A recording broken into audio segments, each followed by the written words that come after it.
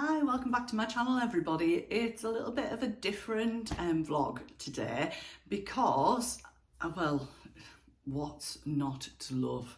Let me tell you more about, well, the Ava Blouse, which I've made before, but as you know, I'm a brand ambassador for Jane at the Dressmaker's Closet, and we're kind of doing some team roundups, I think Jane calls them, where if we want to take part, the brand ambassadors can choose some fabric. So this fabric is kindly gifted by Minerva. It's a viscose chalice, and currently on the website. I will drop a link in the comments below.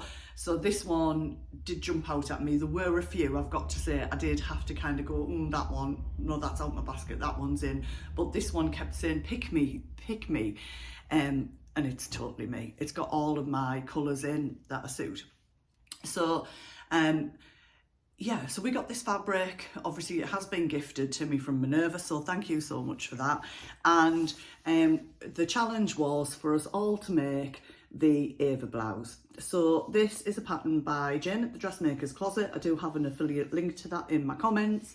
As you can see on the line drawings, you can either make it with short sleeves or long sleeves, and you can make it with a necktie or a pussy bow neck detail.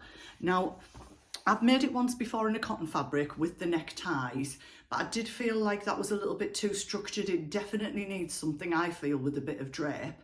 And I talk about this all the time. I don't like things around my neck. I just don't like that feeling. So with this, I do really like that it's quite loose around here.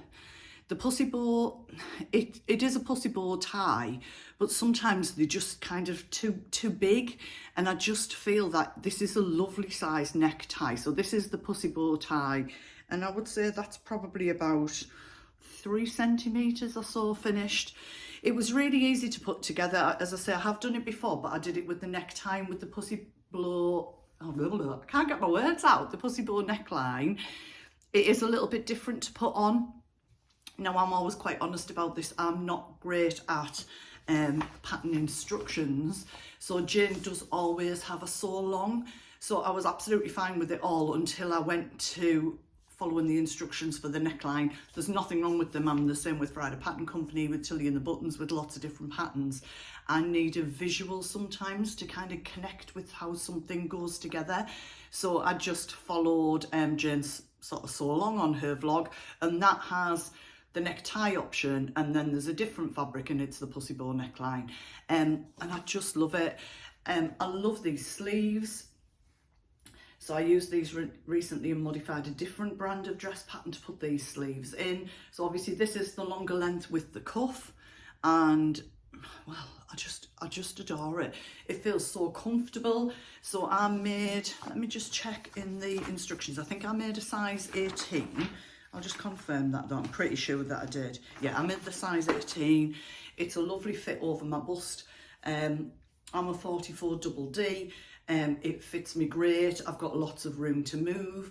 I'll do a little sort of twirl so you can see the full effect. I'm absolutely loving it, can you tell? So I've taken a few different pictures. I wanted to style it up a bit. So one of the outfits that I'm going to pop in now is me wearing this with a pair of really dark wide leg denim pants.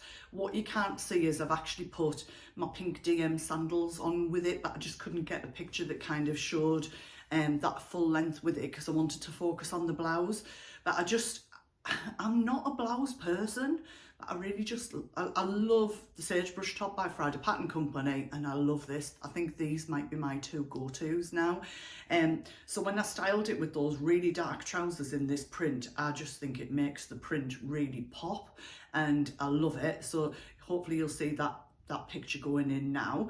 And there's a funny one of me going like that, so I couldn't get a good angle, but I'll put that in so you can see the colour of the fabric.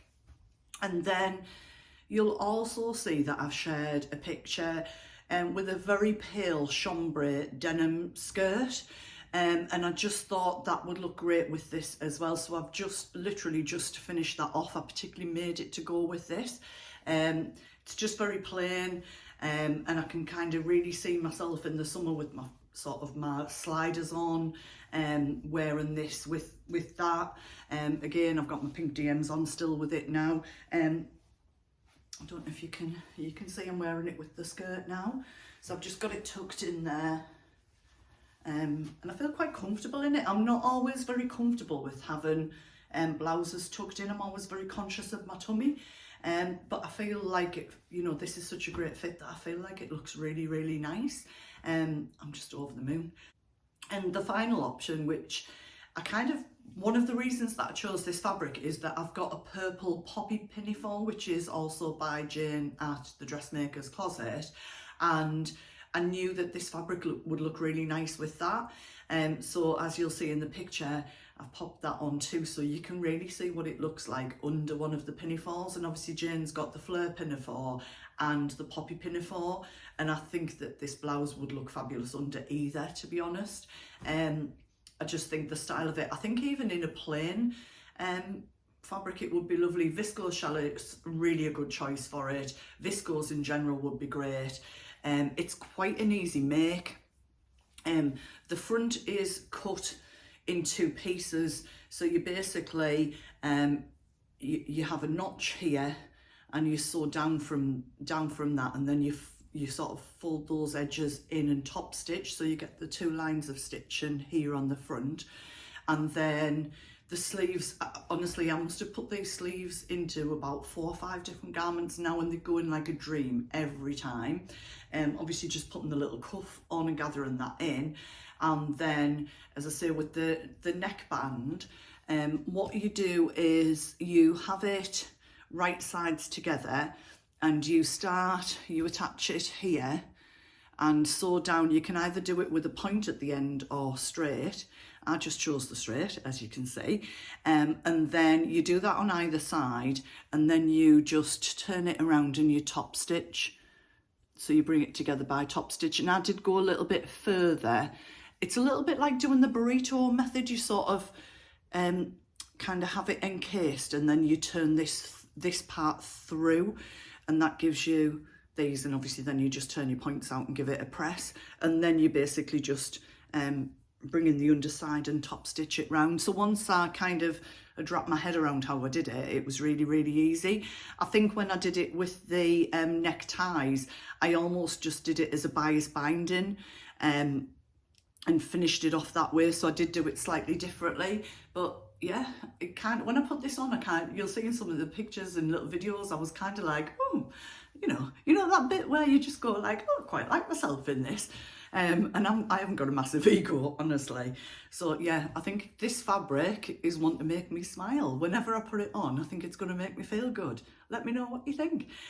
So thank you to Jane for gifting the pattern to us. I already had it, actually. I had bought it prior to becoming a brand ambassador, so I bought it and made it.